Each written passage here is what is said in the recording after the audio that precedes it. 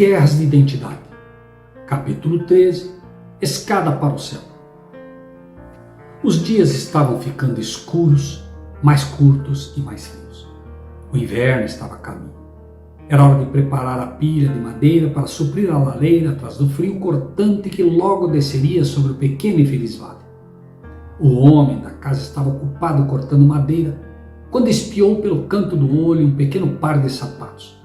Ele olhou para cima e havia um menino observando todos os seus movimentos. Meu pai pode cortar madeira mais rápido que isso. É mesmo? Respondeu o homem, um tanto divertido com a ousadia do rapaz. Ele com certeza pode. Meu pai pode fazer qualquer coisa, ele é o melhor que existe. Bem, você tem o privilégio então de ter um pai assim. Essa foi a simplicidade da minha infância. Esses eram os dias em que mamãe e papai não faziam nada errado e eram as pessoas mais incríveis que se possa imaginar. De certa forma, teria sido bom permanecer nesse estado simples, mas não era assim. Depois de pouco tempo na escola, comecei a me adaptar à constante rodada de comparações, procurando encontrar meu lugar na pequena comunidade de crianças com quem compartilhei minha experiência educacional. O nível de comparação não foi tão intenso durante os dias da escola primária e muito de minha experiência no início da escola são boas lembranças. Havia muitos artesanatos, jogos e atividades. Geralmente era muito divertido. Mas houve momentos em que o futuro me foi apresentado e eu experimentaria o sabor agridoce do reino Duracell. Quando eu tinha 7 anos, minha família mudou-se para um novo lugar e logo eu estava entrando em um de crianças desconhecidas. Fiz amigos rapidamente, mas também encontrei alguns colegas desagradáveis. Eu era uma criança bastante gorda e 2 crianças magras decidiram que conseguiriam alguma vantagem pelo fato de que eu era mais gordo do que elas.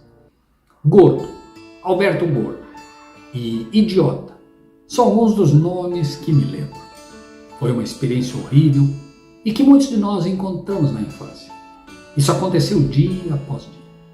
O inimigo das almas estava usando esses meninos para destruir meu senso de valor.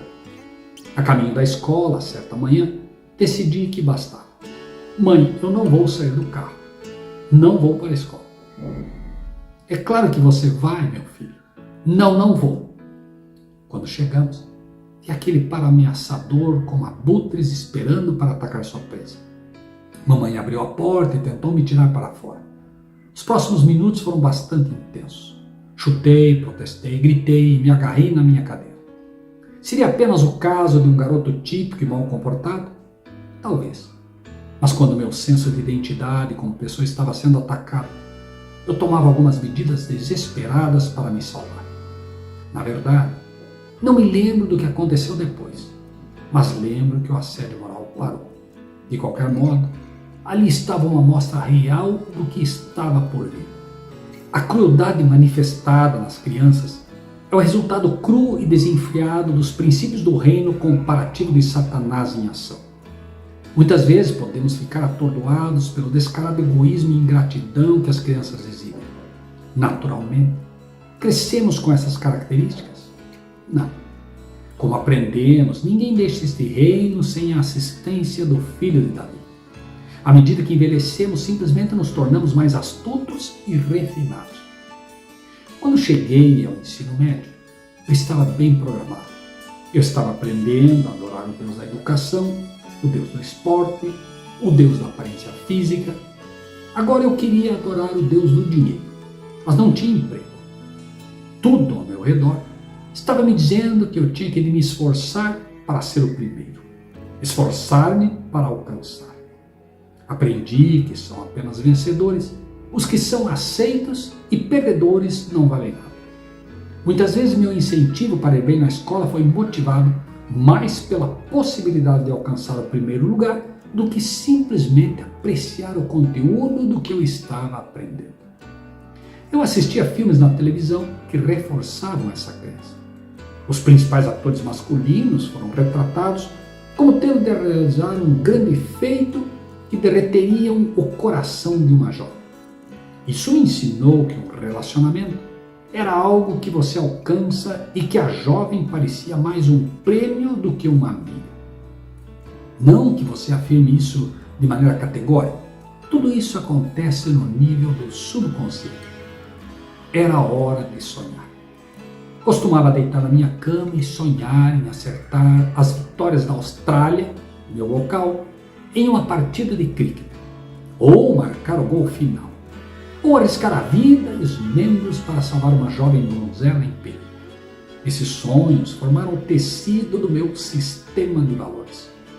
Quanto mais eu sonhava, mais decidido me tornava a alcançar esses objetivos. O problema é que não se consegue atingir esses objetivos sozinho. Eu tive que vencer outras pessoas. Eu queria meus amigos, mas queria meus sonhos primeiro. Eu podia ser civilizado quando meus sonhos não eram ameaçados, mas quando sentia que meus sonhos estavam sendo desafiados, era guerra. Trabalhei duro para alcançar meus objetivos. Eu me destacava no esporte, na minha educação. Bem, 2 em cada 3 não é ruim. Então comecei a entrar em outra fase. Quando cheguei ao topo, tive que tentar ficar lá. Havia um constante olhar por cima do ombro para guardar minha posição preciosa. Depois, a expectativa da reputação. Depois de conquistar uma reputação. E se eu fiz mal? Isso seria horrível. Então fiquei ainda mais determinado a não escorregar.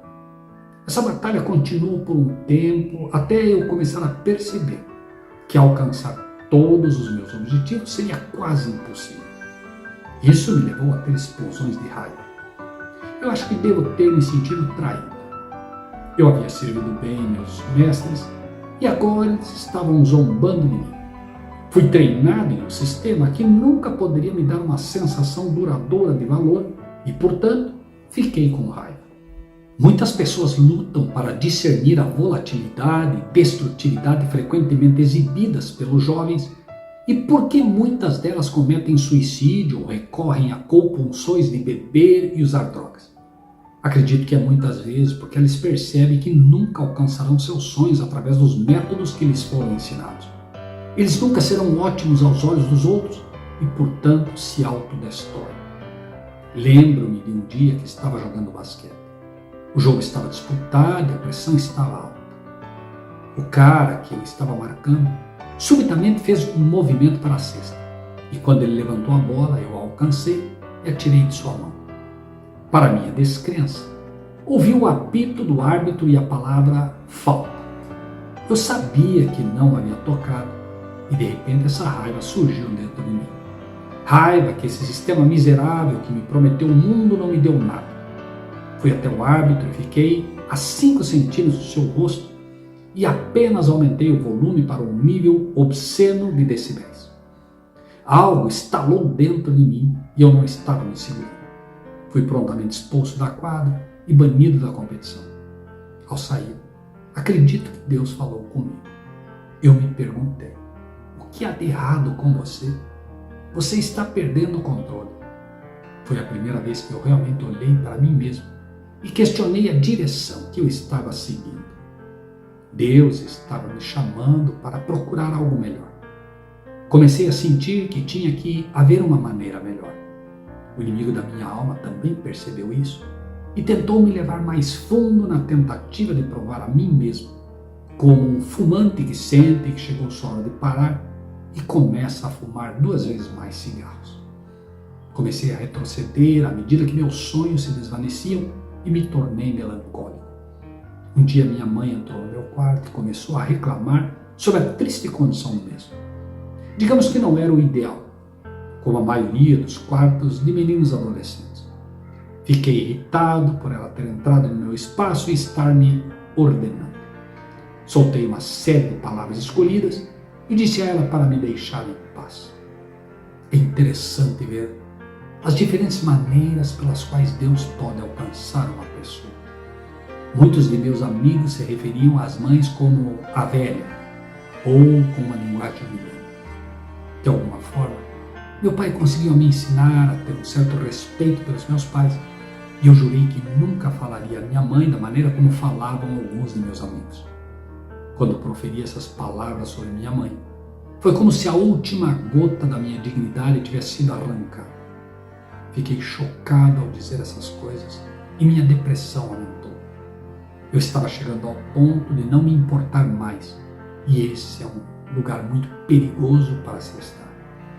Eu tinha a sensação real de que havia chegado a uma encruzilhada. O caminho largo me chamou com suas mandíbulas cheias de vinho, mulheres e música. Do outro lado, havia o caminho estreito, conforme estabelecido pela Bíblia. Eu seguiria a religião que meus pais me ensinaram, ou eu iria como um cometa em chamas para o caminho largo. Eu não via mais razão para fingir ser um cristão.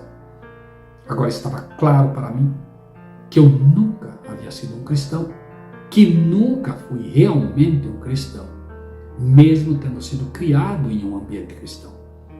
Era Cristo ou o diabo. Felizmente, escolhi tentar encontrar o verdadeiro Jesus da Bíblia. Decidi ler um livro que estava em nossa casa há muitos anos.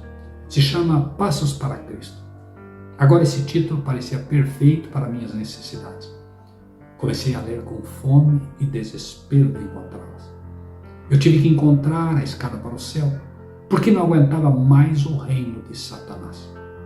No início do livro, o autor explicou que Jesus veio para dissipar as mentiras que a raça humana havia abraçado sobre Deus e como ele veio para mostrar que Deus realmente nos amava.